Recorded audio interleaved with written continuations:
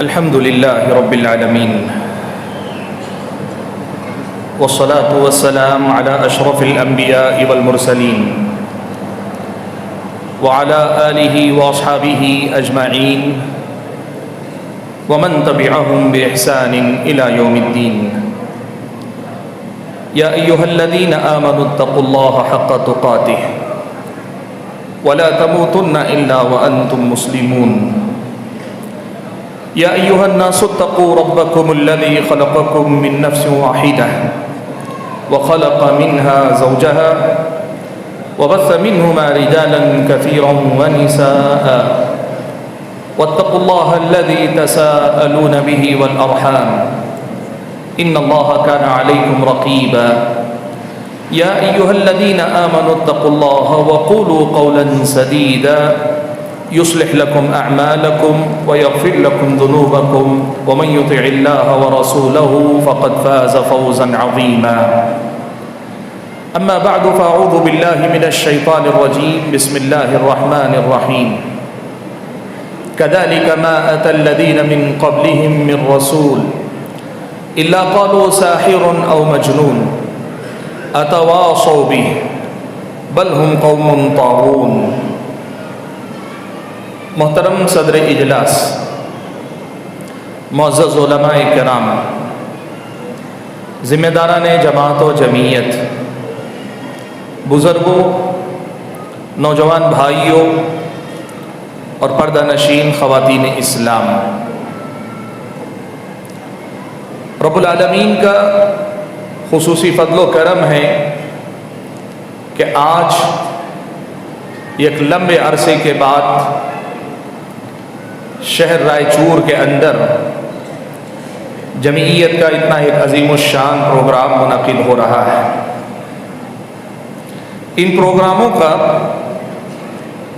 مقصد یا ان کی افادیت کیا ہے، اس حوالے سے میں کوئی لمبی بات نہیں کرنا چاہتا، لیکن ایک بات ضرور یہ کہنا چاہوں گا کہ ان پروگراموں سے کم ایک فائدہ ضرور ہمیں حاصل کرنا چاہیے کہ یہاں سے ہم اور آپ کو ایک نئے جوش اور جذبے کے ساتھ واپس لوٹنا چاہیے. اس شہر میں اتنے عظیم الشان پروگرام کے بعد جماعت و جمعیت کی جو دعوت ہے، توحید کا جو پیغام ہے، اتباع سنت کا جو پیغام ہے، اس پیغام کو اور زیادہ زور و شور کے ساتھ عام کرنے کی فکر ہم اور آپ کو کرنی چاہیے. حاضرین گرامی قدر، ایسے پروگرام میرے اور آپ کے علم اور ایمان کو تازگی بخشتے ہیں، لیکن ان کا حقیقی ثمرہ یہ ہے کہ یہ تازگی میرے اور آپ کے آئندہ حرکت و عمل کا باعث بن جائے.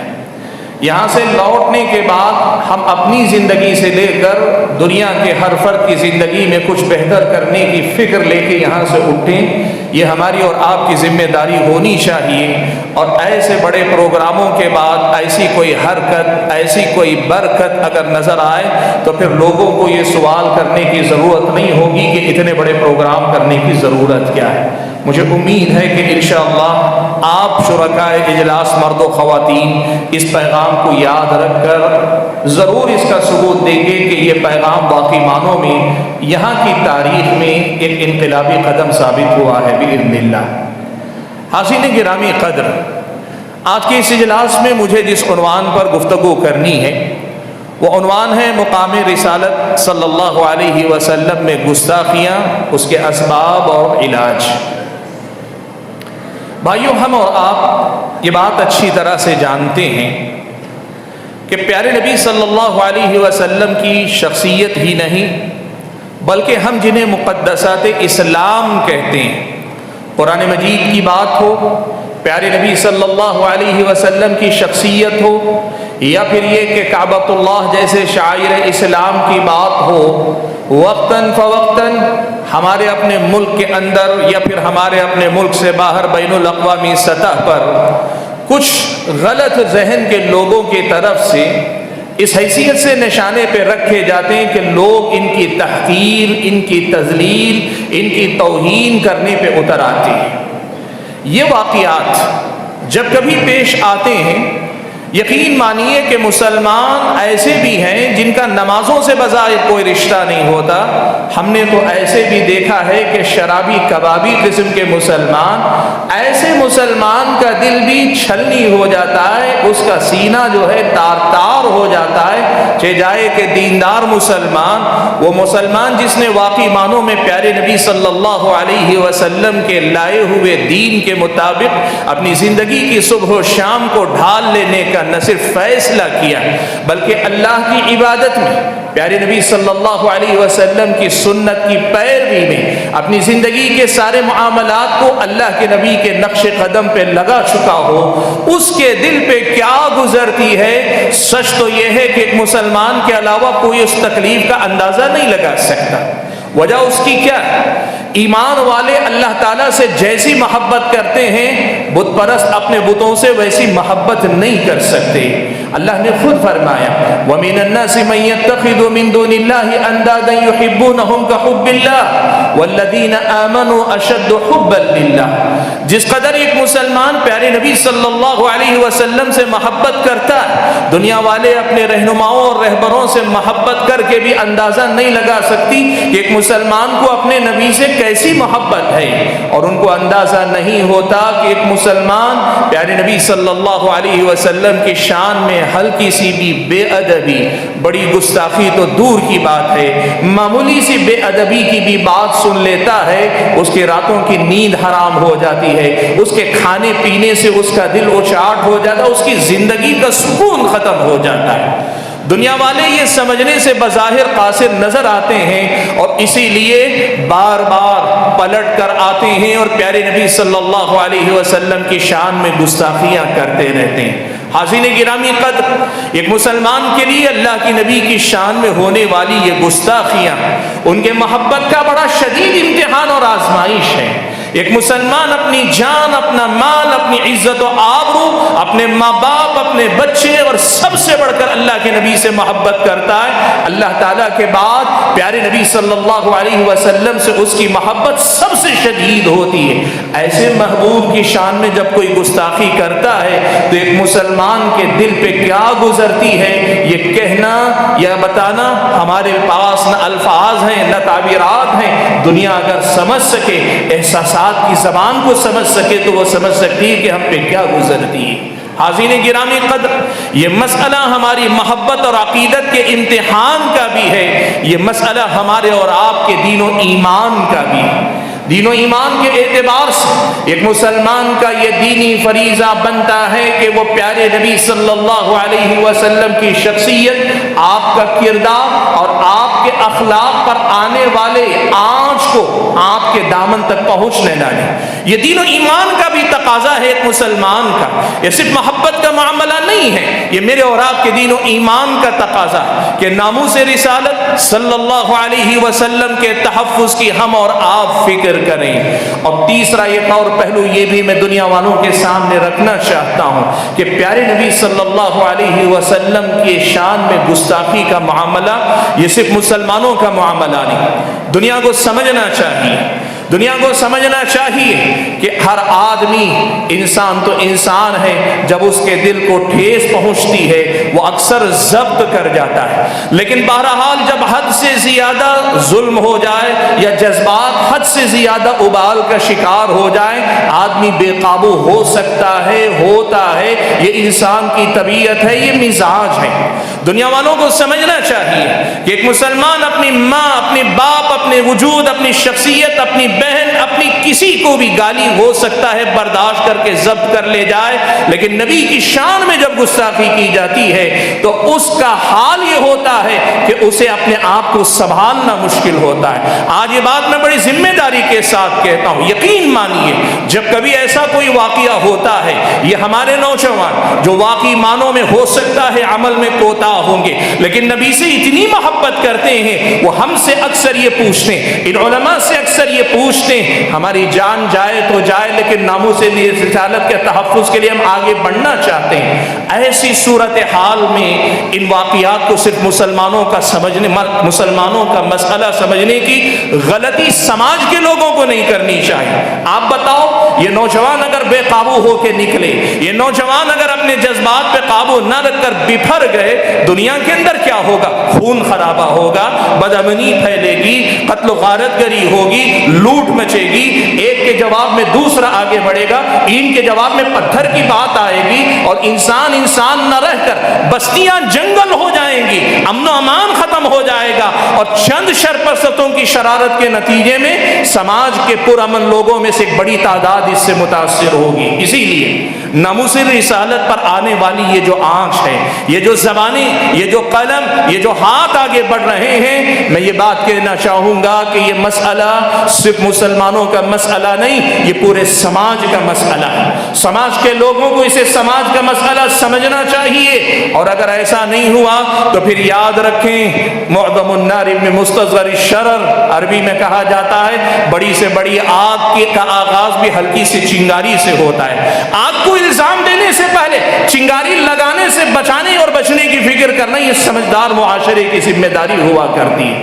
حاضرین گرامی قدر، پیارے نبی صلی اللہ علیہ وسلم کی شان میں وقتاً فوقتاً یہ جو گستاخیاں ہوتی چلی آ رہی ہیں، خود ہمارے اپنے ملک کے اندر ایسے لوگ، گمنام لوگ جن کا کوئی وزن نہیں، جن کی کوئی حیثیت نہیں، سچ تو یہ ہے ان میں کی ایک بڑی تعداد تعلیم یافتہ نہیں، سچ تو یہ ہے کہ ان میں کی ایک بڑی تعداد اپنے اخلاق و کردار میں گرے ہوئے لوگ ہیں، سچ تو یہ ہے ان میں ایک بڑی تعداد سماج کے عقلاء سمجھداروں میں نہیں، سفہاء القوم، قوم کے نادانوں اور جذباتی قسم کے لوگوں میں ہوتی ہے، سچ تو یہ ہے کہ ان میں کی ایک بڑی تعداد ایسے لوگوں کی ہے جن کا خود اپنے گھر کے اندر کوئی اعتبار نہیں، یہ چھوٹی سی زبانیں لے کر پیارے نبی صلی اللہ علیہ وسلم کی شان میں گستاخی کرنے جاتے ہیں۔ یہاں دو باتیں میں کہنا چاہوں۔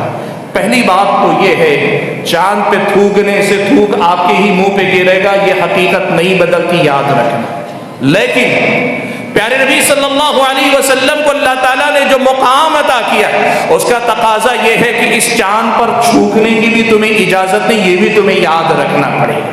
پیارے نبی صلی اللہ علیہ وسلم کی شخصیت اور آپ کا وجود ایک مسلمان ہی کے لیے نہیں، اس پوری انسانیت کے لیے اللہ تعالیٰ نے رحمت بنا کر اتارا ہے۔ پیارے نبی صلی اللہ علیہ وسلم کو اللہ نے فرمایا وَمَا أَرْسَلْنَاكَ إِلَّا رَحْمَةً لِّلْعَالَمِينَ، آپ صلی اللہ علیہ وسلم کو اللہ نے تمام جہانوں کے لیے رحمت بنا کر بھیجا ہے۔ اور سچ یہ ہے کہ نبی علیہ السلام کی دعوت، آپ کی تبلیغ، آپ کا پیغام، آپ کا لایا ہوا دین، آپ کی لائی ہوئی تعلیمات، آپ کی لائی ہوئی ہدایت نے اس انسانیت کے ہر فرد تک اپنا فیض پہنچایا ہے۔ اسی لیے تم ایمان نہ لاؤ تو تم ہو سکتا ہے غیر رہو، تم ہو سکتا ہے مسلمان نہ شمار کیے جاؤ، لیکن کم سے کم اتنا ضرور ہوگا، اسلام نہ قبول کر کے بھی تم محمد صلی اللہ علیہ وسلم کے زیر بار احسان ہو، تم پر پیارے نبی صلی اللہ علیہ وسلم کے احسانات کا اثر ہے، اس سے تم انکار نہیں کر سکتے۔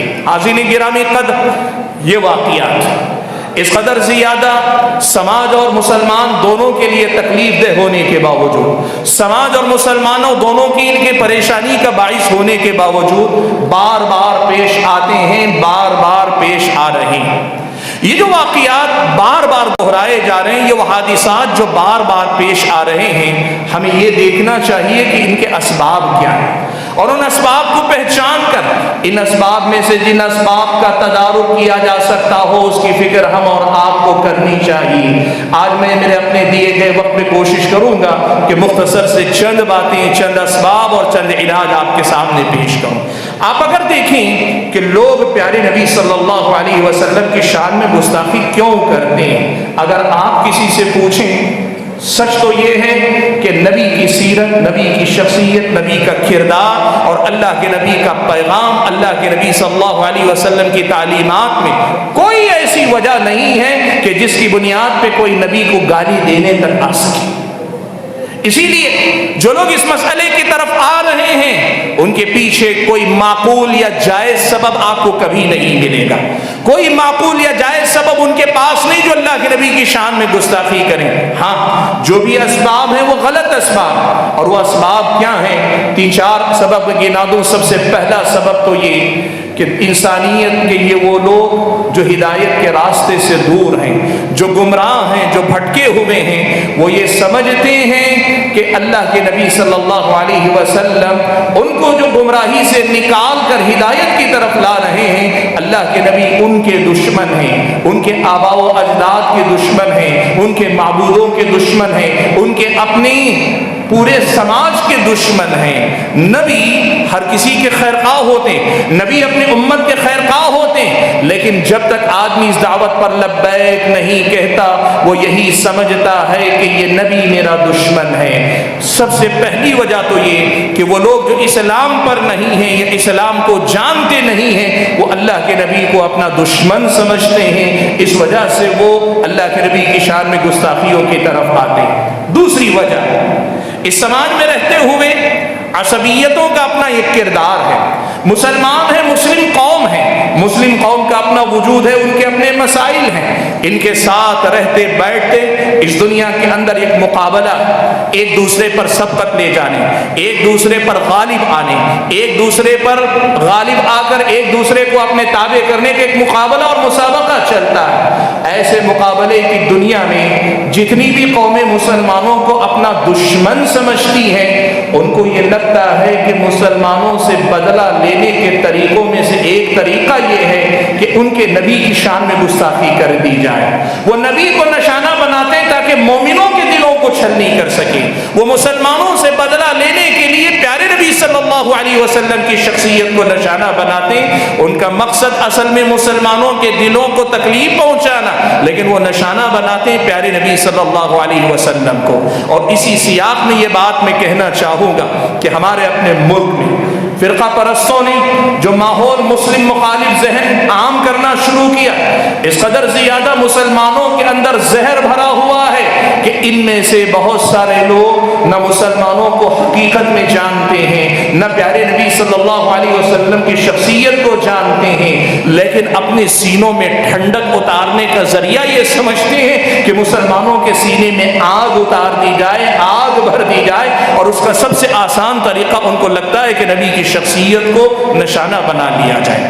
حاضرین گرامی قدر، پیارے نبی صلی اللہ علیہ وسلم کی شان میں گستاخی کی ایک اور وجہ یہ بھی ہے کہ لوگوں نے نبی کے بارے میں، مسلمانوں کے بارے میں، اس ملک میں حکومت کر چکے حکمرانوں میں سے بہت سارے حکمرانوں کے بارے میں جھوٹ بول رہے ہیں، ڈنکے کی چوٹ پر بول رہے ہیں، بار بار بول رہے ہیں، اور اس کو دوہرا کر بول رہے ہیں۔ جھوٹ اس قدر زیادہ بول رہے ہیں کہ آج کے سماج کا ایک بہت بڑا طبقہ اس جھوٹ کو سچ سمجھتا ہے۔ جھوٹا پروپیگنڈا، نبی کی شخصیت کو، ان کے کردار کو داغدار کرنے والا، اسلامی شریعت کی تعلیمات کو دہشت گردی کے رنگ میں پیش کرنے والا، یا پھر اسلام کو بدنام کرنے والا، یا جھوٹا پروپیگنڈا، یہ بھی ایک بہت بڑی وجہ ہے جس کی وجہ سے لوگ اللہ کے نبی کی شان میں گستاخی کرتے ہیں۔ ان کو لگتا یہ ہے کہ اسلام، مسلمان اس قدر بدنما شکل میں آج جی رہے ہیں، جو پروپیگنڈے کے نتیجے میں سمجھ میں آ رہا ہے، اس کی وجہ اللہ کے نبی اس لیے بھی لوگ نشانہ بناتے ہیں۔ حاضرین گرامی قدر، پیارے نبی صلی اللہ علیہ وسلم کی شان میں گستاخی کی ایک اور وجہ ہے، یہ مغربی دنیا میں زیادہ ہے، ہمارے اپنے ملکوں میں نسبتاً کم ہے، لیکن ہے ہمارے اپنے ملک کے اندر میں۔ وہ کیا ہے؟ دیکھیے، دنیا کے اندر عیسائیوں کا غلبہ سب سے زیادہ ہے تعداد کے اعتبار سے، مسلمانوں سے زیادہ عیسائیوں کی تعداد ہے۔ اور اس کے علاوہ اگر آپ دیکھیں، آج کی دنیا کی اکثریت مذہب بیزار ہے، ان کا اپنے دین سے بھی کوئی تعلق نہیں، اسلام سے تو ہے نہیں، اپنے مذاہب سے بھی ان کا کوئی تعلق نہیں۔ نتیجہ کیا ہے؟ آج کے دنیا کے لوگوں کے سامنے وہ یہ مانتے ہیں کہ انسانیت سب سے بڑا مسئلہ ہے، آدمی کو انسان کی نظر سے دیکھنا چاہیے، اور دوسرا مسئلہ یہ سمجھتے ہیں کہ انسانی آزادی، انسان کو ہر طرح کی آزادی ہونی چاہیے۔ انہی میں سے ایک آزادی اظہار رائے، یعنی اپنی بات کہنے کی آزادی ہونی چاہیے۔ آج آزادی رائے کا اظہار، یعنی اپنی رائے کے اظہار کی جو آزادی ہے، اس کو ایک بت کی طرح پوجا جاتا ہے، اور آج مانا جاتا ہے کہ مہذب معاشروں کی یہ علامت ہے کہ وہاں کسی کو اپنی رائے رکھنے میں کوئی پابندی، کوئی رکاوٹ نہیں عائد کی جاتی، اور اس کے اظہار کے نام پر بہت سارے یہ کہتے ہیں کہ ہم کسی نبی کی شان میں بھی گستاخی کریں، ہمارا حق سمجھ کر مانا جائے، کسی کو برا نہیں سمجھنا چاہیے۔ اظہار رائے کی آزادی کے نام پر بھی اللہ کے نبی کی شان میں گستاخیاں ہوتی ہیں۔ اور اسی سے جڑا ایک اور سبب ہے، بہت سارے مسلمانوں میں سے، غیر مسلموں میں سے، لبرل قسم کے لوگ، دین سے آزاد قسم کے لوگ، وہ یہ سمجھتے ہیں کہ ہمیں دنیا چونکہ آج اظہار رائے کی آزادی کو مانتی ہے تو ہمیں اس سے اپنے آپ کو جوڑ کر اپنا قد اونچا کرنا ہے۔ ہم اپنے آپ کو جتنا لبرل بنائیں گے، قبولیت عام لوگوں کے اندر ہمیں حاصل ہوگی۔ کئی بار ایسا ہوتا ہے محض اس لیے کہ اپنے آپ کو لبرل ظاہر کر سکیں، بہت سارے لوگ اپنے آپ کو مسلمانوں میں یا مسلمانوں کا نام رکھتے ہوئے بھی نبی کی شان میں گستاخیوں کرنے والے بن جاتے ہیں۔ یہ وہ اسباب ہیں جن کی وجہ سے دشمنان اسلام کی طرف سے اللہ کے نبی کی شان میں گستاخی ہوتی ہے۔ اور ایک بہت بڑی وجہ اور بھی ہے بھائیوں، کئی بار ایسا ہوتا ہے کہ ہم مسلمانوں میں سے بعض مسلمانوں کی نادانیاں، ہم میں سے بعض لوگوں کی غلطیاں، ہم میں سے بعض لوگوں کے اعمال و کردار بھی پیارے نبی صلی اللہ علیہ وسلم کی بدنامی کا سبب بنتے ہیں۔ لوگ یہ دیکھتے ہیں اگر آج بعض نوجوان یا بعض افراد بے گناہ لوگوں کو بم سے اڑا دیتے ہیں یا بے گناہ لوگوں کو تکلیف دیتے ہیں تو ان کے اصل محرک پیارے نبی محمد صلی اللہ علیہ وسلم ہیں۔ ایک بہت بڑی وجہ، ہم میں سے بہت سارے لوگ سماج کے اندر سماج کے لیے تکلیف دہ بن جائیں تو بہت سارے لوگ یہ نہیں سمجھ پاتے کہ ہر سماج میں اچھے اور برے بھی ہوتے ہیں، سمجھدار اور نادان بھی ہوتے ہیں۔ وہ سیدھے افراد کی خرابی کو رہنما کی خرابی سے جوڑ دیتے ہیں۔ کئی بار اسلام، قرآن اور اللہ کے نبی ہماری وجہ سے بدنام ہوتے ہیں۔ یہ بھی کہیں نہ کہیں ایک وجہ بنتی ہے۔ یہ وہ اسباب ہیں جن کی وجہ سے ہم اور آپ عام طور پر اللہ کے نبی کی شان میں ہوتی گستاخیاں دیکھتے ہیں۔ سوال یہ ہے کہ یہ سارے اسباب اگر ہمارے سامنے ہیں تو اللہ کے نبی کی شان میں جو گستاخیاں ہوتی ہیں اس کے تدارک کے لیے، اس پہ روک لگانے کے لیے ہم اور آپ کو کیا کرنا چاہیے؟ بھائیو، سب سے پہلی بات اور بڑی اہم بات آپ کے سامنے کہہ رہا ہوں، اور اس بات کو پورا سنیے گا تبھی بات سمجھ میں آئے گی۔ وہ کیا ہے؟ پہلی بات یاد رکھیں، اسلامی شریعت کی تعلیمات اس مسئلے میں صاف ہیں کہ اگر یہ گستاخیاں کرنے والا مسلمان ہو کہ غیر مسلم ہو، کرنے والا مسلمان ہو کہ غیر مسلم، اگر کسی ایسے ملک میں رہتے ہیں جہاں اسلامی نظام حکومت قائم اور نافذ ہے تو پھر ان کی سزا اسلامی شریعت کی نظر میں قتل ہی ہے، قتل کے علاوہ اور کچھ نہیں۔ نبی کی شان میں جو گستاخی کرتا ہے اس کی سزا اسلامی شریعت کی نظر میں، قانون میں قتل ہے۔ اور میں یہ بات بڑی ذمہ داری سے کہہ رہا ہوں، بہت سارے لوگ اسلامی شریعت کے اس حکم پہ اعتراض کرتے ہیں۔ آج بھی آپ جانتے ہیں ہر ملک کا اپنا اپنا قانون ہے، اور بہت سارے ممالک ایسے ہیں جن کے پاس بعض جرائم اتنے بڑے ہیں کہ وہ بھی قتل کی سزا دیتے ہیں۔ آپ جانتے ہیں کتنے ممالک ہیں ڈرگز کے استعمال پہ قتل کی سزا دیتے ہیں، کتنے ممالک ہیں زنا بالجبر پہ قتل کا مطالبہ کرتے ہیں۔ ہمارے اپنے ملک میں مطالبہ ہوتا ہے کسی لڑکی کا بلاತ್ಕಾರ ہو جائے، زنا بالجبر ہو جائے، ایسے آدمی کو سر عام پھانسی دینی چاہیے، قتل کیا جانا چاہیے۔ لوگوں کو سمجھنا چاہیے اسلامی شریعت نے اگر کسی مسلم حکومت میں شاتم رسول کی سزا قتل رکھی ہے تو سمجھنا چاہیے کہ آپ کے جذبات ایک کسی بے گناہ لڑکی کے لیے جس قدر ابال کا شکار ہو سکتے ہیں، نبی امی صلی اللہ علیہ وسلم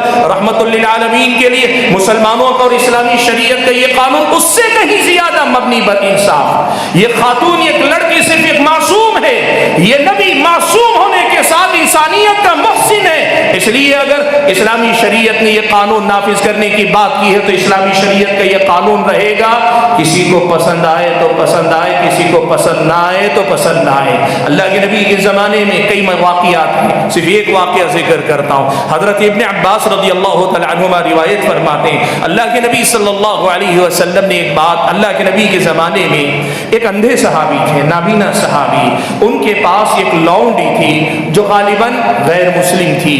اس لونڈی کا معاملہ یہ تھا کہ اس لونڈی سے اللہ تعالیٰ نے اس نابینا صحابی کو دو بڑے خوبصورت بچے دیے تھے۔ حدیث کے الفاظ میں مثل اللؤلؤتین، دو موتیوں جیسے بچے تھے، دو موتیوں جیسے بچوں کی ماں تھی۔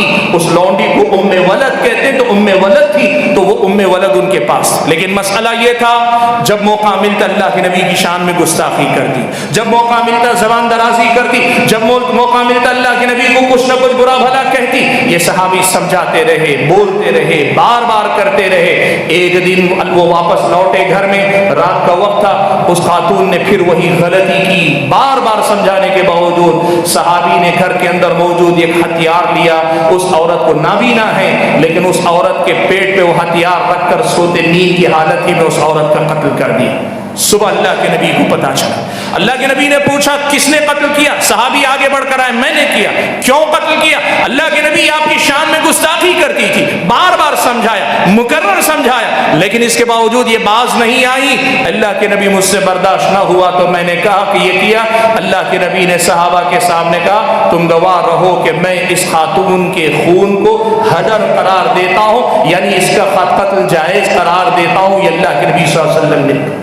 اس لیے بھائیو اسلامی شریعت کے معاملے میں یہ معاملہ صاف. شیخ الاسلام ابن تیمیہ رحمۃ اللہ علیہ نے اپنی کتاب الصارم المسلول علی شاتم الرسول, اس کتاب میں تقریباً 27 ایسے اوجہ یا 27 ایسے پہلو گنائے ہیں جو شریعت مطہرہ میں اس بات کی دلیل ہیں کہ شاتم رسول کی سزا اسلامی شریعت میں یہ ہے. لیکن میں نے جیسے کہا بات پوری میری سمجھیے. اسلامی شریعت ایک بہت صاف قاعدہ رکھتی ہے. وہ کیا ہے؟ سزاؤں کے نفاذ کے لیے با اختیار مسلمانوں کا ہونا ضروری, مسلمانوں کی حکومت کا ہونا ضروری. اسلامی شریعت میں قاتل کے بدلے میں قصاص میں قتل کیا جائے گا, شادی شدہ زانی کو سنسار کیا جائے گا, شراب پینے والے کو کوڑے لگائے جائیں گے, جھوٹا الزام لگانے والے کو کوڑے لگائے جائیں گے. یہ حدود ہیں, اسلامی شریعت کی ہیں. لیکن اسلامی شریعت یہ کہتی ہے ان کا نفاذ اسی وقت کیا جائے گا جب مسلمان با اختیار رہیں, ان کے ہاتھ میں اختیار رہے. افراد کو اگر چھوٹ دے دی جائے کہ جس کے دماغ میں جو سمائے وہ اپنے ہاتھ میں قانون لے لے, پھر خون خرابے کا ایسا ماحول عام ہوگا کہ سامان بدعملی کا شکار ہوگا. اس لیے بھائیو اس حکم کے سلسلے میں بھی راجح موقف یہی ہے کہ افراد کو اس سلسلے میں اقدام نہیں کرنا چاہیے. حاضرین گرامی, یہ پہلا علاج ہے جو اسلامی شریعت نے دیا. اور دوسرا علاج جو اسلامی شریعت مجھ کو اور آپ کو بتاتی ہے وہ یہ. دیکھیے ایک بڑی اہم بات آپ کے سامنے میں ذکر کرتا ہوں. اسلامی شریعت ہم اور آپ کو یہ بھی بتاتی ہے اگر ہم یہ سزا نہیں دے سکتے تو کم سے کم یہ ہو سکتا ہے کہ ایسے گستاخوں کو گستاخی کی کوئی اور سزا دلوائی جا سکتی ہے تو دلوانے کی کوشش کریں. بھائیو ایک بڑی اہم بات آج آپ کے سامنے کہتا ہوں. ہمارا تجربہ, ہمارا مشاہدہ سب کا ہے, کوئی اس سے مستثنا نہیں. ہم سبھی ایک حقیقت دیکھتے ہیں. وہ کیا ہے معلوم؟ جب کبھی کوئی آدمی گستاخی کرتا ہے, اللہ کے نبی کی شان میں گستاخی کرتا ہے, لوگ جذبات میں آتے ہیں, احتجاج کرتے ہیں, دھرنے دیے جاتے ہیں, میمورنڈم لے جا کے پیش کیے جاتے ہیں, کلکٹر کے پاس جاتے ہیں, پولیس اسٹیشن کا گھیراؤ کر کے اس کی گرفتاری کا مطالبہ کیا جاتا ہے. اور گرفتاری کے بعد سب ایسے ٹھنڈے ہوتے ہیں کہ گرفتاری کے بعد پھر کسی کو کچھ پتہ نہیں ہوتا. یہ بہت بڑا مسئلہ ہے, یاد رکھیے. ایک تو گرفتاریاں ویسے نہیں ہوتی, کوئی ادھر ذرا سا چوں چاں کرے تو گرفتار, اور ادھر کوئی آدمی اتنی بڑی غلطی کر جائے, سماج میں بدامنی پیمان پھیلانے کا اتنا بڑا جرم کر جائے, اسے چھوٹ بہت ملتی ہے. لیکن دباؤ ڈال کر کسی طرح سے گرفتاری کروا لی جاتی ہے. ہم میں کی بڑی تعداد کے معاملات جس دن پتہ چلا گرفتار کر لیا گیا, مطمئن ہو گئے, خاموش ہو گئے. یاد رکھنا گرفتاری کوئی چیز نہیں, یاد رکھو آج ایسے ظالموں کی گرفتاری کوئی چیز نہیں ہے. اصل مدعا یہ ہے کہ ان لوگوں پہ گرفتاری کے بعد جو چارج شیٹ فائل ہوتی ہے, قانون دان طبقے کو آگے بڑھ کر آنا چاہیے, پولیس پر دباؤ اس پر ڈالنا چاہیے کہ ایف آئی آر میں وہی آپ جو ہے درج کریں, الزام وہی لگائیں جو اسے واقعی معنوں میں اس کے جرم کا حقدار بناتی ہے یا جو جرم اس کا تقاضا کرتا ہے. کئی بار ایسا گرفتار ہوا, چند دن کے بعد بیل مل گئی, اس کے اوپر جو دفعات لگتی ہیں قانون کی دفعات وہ اتنی ڈھیلی اتنی کمزور کہ پھر وہ چند دن میں باہر آ جاتا ہے. اصل کام کرنا گرفتاری کے بعد کا ہے. کوشش کرو 2-4 لوگ, مان لو اس شہر میں اللہ نہ کرے ایسا کچھ ہوا تو سارے مسلمانوں کو مل کر ایک ایسی ٹیم بنا دینی چاہیے جو اس کیس کا پیچھا کریں گی جب تک اسے اس کے انجام تک نہیں پہنچا دیں گی. اور ایک آدمی اگر کرتا ہے, اگر آپ نے اس کا پیچھا اخیر تک کیا, اس کی بیل ہونے سے رکاوٹ پیدا کرے, اس کے اوپر قرار واقعی دفعات لاگو کرے, اچھے وکیل رکھ کر مقدمہ لڑے. گورنمنٹ کا وکیل لڑے گا تو کیا لڑے گا آپ کی طرف سے؟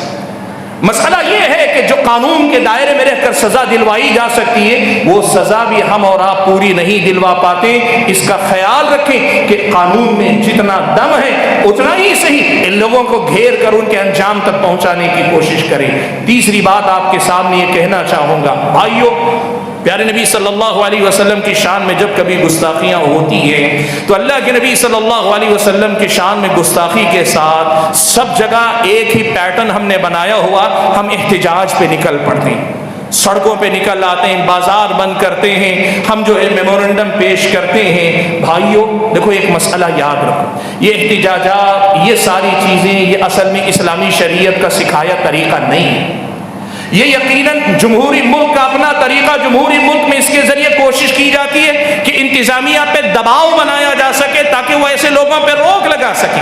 لیکن جب آپ یہ دیکھتے ہیں کہ آپ کے احتجاجات سے نہ کسی پہ کوئی دباؤ بن پا رہا ہے, نہ کسی پر کوئی اثر ہو رہا ہے, تو پھر آپ کو یہ بھی سمجھنا چاہیے کہیں ایسا تو نہیں کہ ہم شر کے خاتمے کے لیے نکلے, شر کے اضافے کا باعث تو نہیں بن رہے ہیں. کیسے؟ دیکھیے میں آپ کو بتاتا ہوں. آج ایک بہت بڑی سچائی, بہت سارے ظالم ایسے بھی ہیں ان کو لگتا ہے اپنے آپ کو مشہور کرنے کا سب سے آسان طریقہ یہ ہے کہ مسلمانوں کے بارے میں زبان درازی کر دو, نبی کی شان میں گستاخی کر دو, آپ راتوں رات مسلمان آپ کو اتنا مشہور کر دیں گے, آپ کی اتنی تشہیر کر دیں گے کہ پوری دنیا میں آپ کا نام کر دیں گے.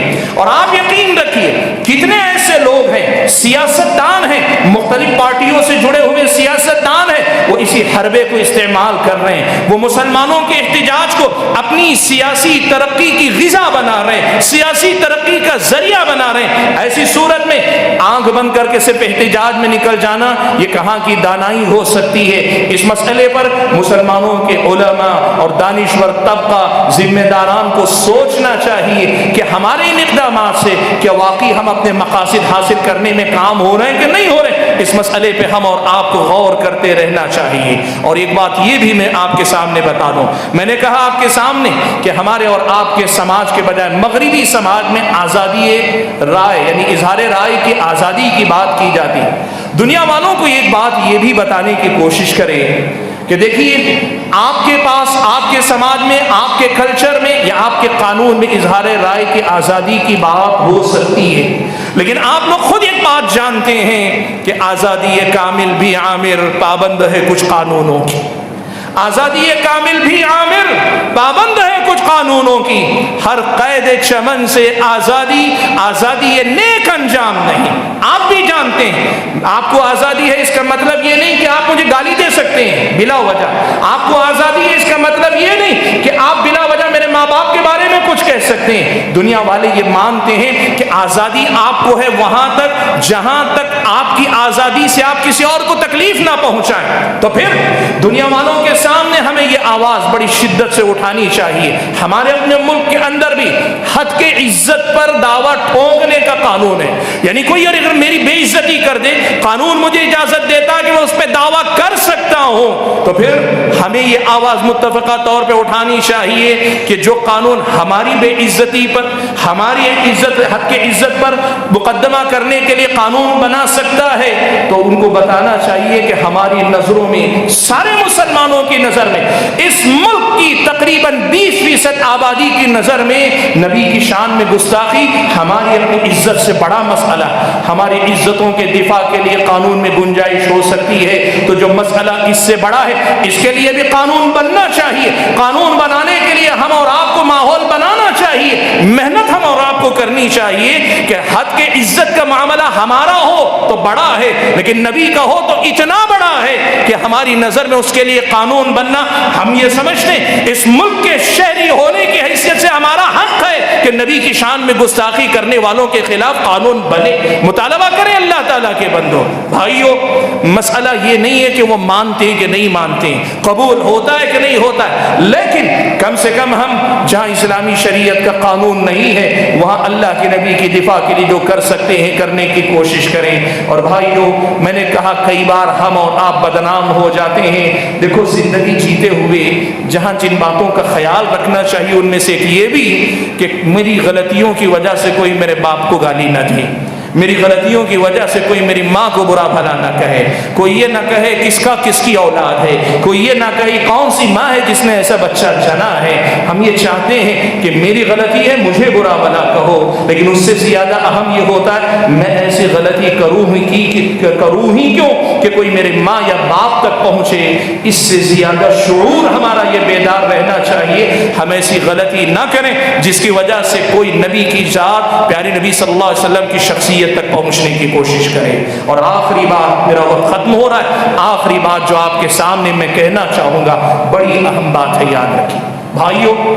اسلامی شریعت کے دائرے میں رہتے ہوئے، شریعت مطہرہ کے دائرے میں رہتے ہوئے اور اسلامی اس ملک کے قانون کے دائرے میں رہتے ہوئے ہم جتنا کر سکتے ہیں اللہ تعالیٰ نے ہمیں اتنے کا مکلف کیا، ہم اتنی کوشش کریں. یہ ہو سکتا ہے کہ ہماری کوششوں کے باوجود کچھ ظالم بچ جائیں، کچھ ظالم چھوٹ جائیں، بلکہ کچھ ظالم اسی بنیاد پر اپنا سیاسی کیریئر بنانے میں کامیاب ہو جائیں. یاد رکھنا اللہ تبارک و تعالیٰ ظالموں کو مہلت دیتا ہے، چھوڑتا نہیں. اللہ تعالیٰ ظالموں کو مہلت دیتا ہے، چھوڑتا نہیں. اور بالخصوص نبی کے حق میں گستاخی کرنے والے ظالموں کو اللہ تعالیٰ بخشتا نہیں ہے. یہ بات آپ یاد رکھنا.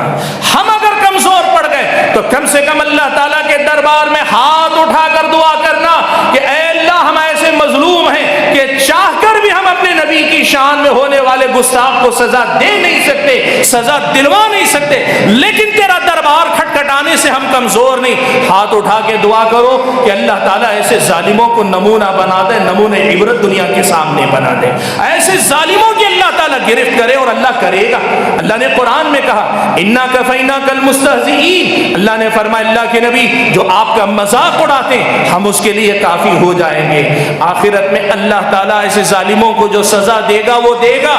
کئی بار اللہ چاہے آخرت سے پہلے دنیا میں سزا دے سکتا ہے. تاریخ اس بات کی گواہ ہے ابو لہب اللہ کے نبی کا دشمن ہی نہیں، نبی کا گستاخ تھا. مرا تو ایسی موت مرا، ایسی بیماری لگ کے مرا کہ اس کو دفن کرنے کے لیے اس کے اپنے گھر کے لوگ نہیں آ رہے ہیں. بدبو اس قدر زیادہ اس کے جسم سے نکل رہی، اس کے بچے تک اس کے قریب نہیں آ رہے ہیں. تاریخی روایتوں میں اختلاف ہے. بعض روایتیں کہتی ہیں کہ ابو لہب کے بچوں نے اس ڈر سے کہ سماج ہمیں برا بھلا کہے گا کچھ لوگوں کو اجرت پہ لے کے اس کو گڑھے میں ڈھکیل دیا. بعض روایتوں میں یہ الفاظ ہیں کہ لکڑیاں لا کر اس کی لاش کو ڈھکیلتے ہوئے گڑھے میں ڈھکیلا گیا اور دور سے پتھر پھینک پھینک کر اس کی قبر کو بند کیا گیا. ابو لہب کو اللہ نے نمونہ نشانہ عبرت بنایا. اللہ تعالیٰ نے عتبہ ابو لہب کا بیٹا عتبہ تھا. ایک سفر سے پہلے اس نے کہا اپنے ساتھیوں سے کہ ذرا رکو میں محمد کے پاس جا کر آتا ہوں. اللہ کے نبی کے پاس گیا. اللہ کے نبی کے چہرے پہ نعوذ باللہ تھوکنے کی اس نے جرأت کی.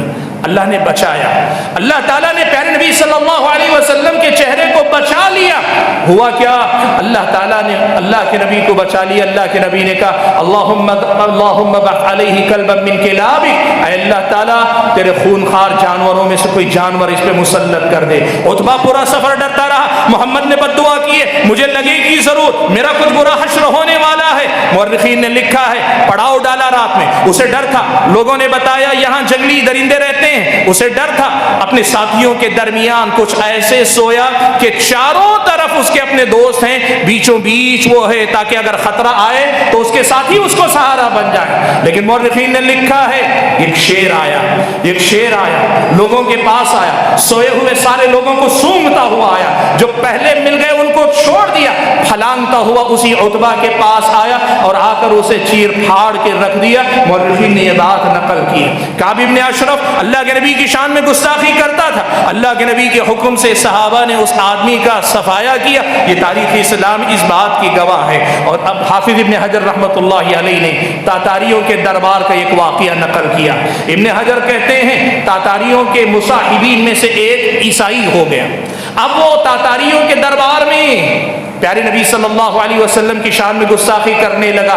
ایک کتا وہاں بندھا ہوا تھا. کوئی قصہ کہانی نہیں. ابن حجر نے کہا اس کی سند صحیح ہے, واقعہ صحیح سند کے ساتھ ہے. الدرر الکامنہ میں یہ واقعہ ابن حجر نے نقل کیا کہ کتا بندھا ہوا تھا, ادھر یہ اللہ کے نبی کی شان میں گستاخی کر رہا ہے, وہ کتا غرا رہا ہے. لوگوں نے اس سے کہا دیکھو باز آ جاؤ, لیکن وہ آدمی کرتا رہا. یہ اچک کر گیا اور اس نے پکڑ لیا کتے نے. لوگوں نے کسی طرح چھڑا لیا اور ساتھ میں موجود لوگوں نے نصیحت کی تم نے نبی کی شان میں گستاخی کی اس لیے کتا بے قابو ہو کر تم پر آیا ہے. اس نے کہا نہیں, اصل میں یہ غصہ بڑا عزت نفس والا ہے. اس نے دیکھا میں اشارے کر رہا ہوں تو سمجھا میں اس کی بے عزتی کر رہا ہوں, اس لیے وہ آیا ہے. بھائیو ابن حجر نقل کرتے ہیں وہ دوبارہ اللہ کے نبی کی شان میں گستاخی کرنے لگا. وہ کتا اپنی رسی توڑوا کر آیا اور اس کا نرخرا اس کا گلا پکڑ کر نیچے توڑا اور اس کو وہیں ختم کر دیا. دنیا والوں کے سامنے یہ عبرت دنیا والوں نے دیکھی. اللہ تعالیٰ اپنے نبی کا بدلہ لے گا, اس مسئلے کو یاد رکھیں. اور بھائیو آخری بات میری اپنی گفتگو کی جو سب سے آخری بات کہنا چاہتا ہوں, دیکھو اللہ نے نبی کو اتنی پیاری سیرت, اتنی پیاری شخصیت, اتنا پیارا کردار دیا ہے. اگر ہم اس کا صحیح تعارف کروانے میں کامیاب ہو جائے, کوئی انصاف پسند اللہ کے نبی کی شخصیت سے نفرت کر ہی نہیں سکتا ہے. جو اللہ کے نبی کو پہچانے گا وہ اللہ کے نبی سے نفرت کر ہی نہیں سکتا ہے.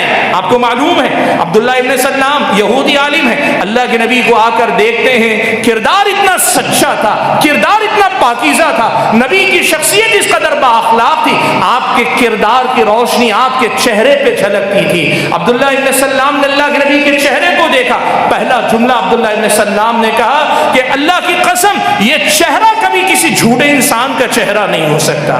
جو نبی کا چہرہ دیکھ کر نبی کے کردار کا متوالا ہو جائے, ذرا سوچو وہ نبی کے حقیقی کردار کو دیکھ لے گا تو کیسا نبی کا دیوانہ ہوگا. اللہ کے نبی کی شخصیت کا تعارف کرواؤ. سمامہ بن ازال رضی اللہ تعالی عنہ یہ پہلے کافر تھے, گرفتار کر کے لائے گئے, بعد میں اسلام قبول کر لیا اللہ کے نبی کے اخلاق اور کردار اور آپ کے حسن معاملات کو دیکھ کر. سمامہ بن اسال نے ایک بات کہی تھی کہ اے محمد, اسلام لانے سے پہلے آپ کے چہرے سے زیادہ کوئی چہرہ ناپسندیدہ نہیں تھا, آپ کے دین سے زیادہ کوئی دین ناپسندیدہ نہیں تھا, آپ کے شہر سے زیادہ ناپسندیدہ کوئی شہر نہیں تھا. لیکن اب اسلام آپ کے اخلاق سے متاثر ہو کر قبول کرنے کے بعد کہتے ہیں اب یہ صورت حال ہے کہ آپ کا چہرہ دنیا میں سب سے زیادہ مجھے عزیز ہے, آپ کا شہر سب سے زیادہ پسندیدہ ہے, اور آپ کا لایا ہوا دین مجھے سب سے زیادہ عزیز ہے. بھائیو سچ تو یہ ہے کہ دنیا والوں نے جھوٹ بول کر نبی کو جتنا بدنام کیا, ہم سچ بول کر نبی کا صحیح تعارف اتنا نہیں کروا سکے.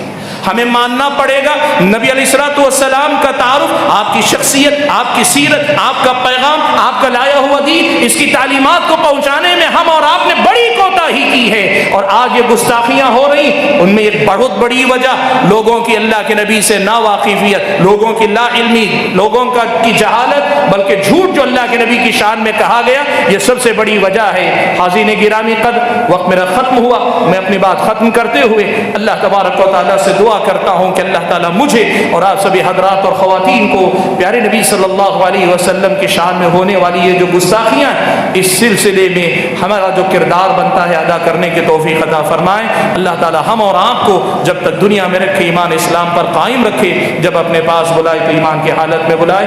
آمین. وآخر دعوانا الحمد للہ رب العالمین.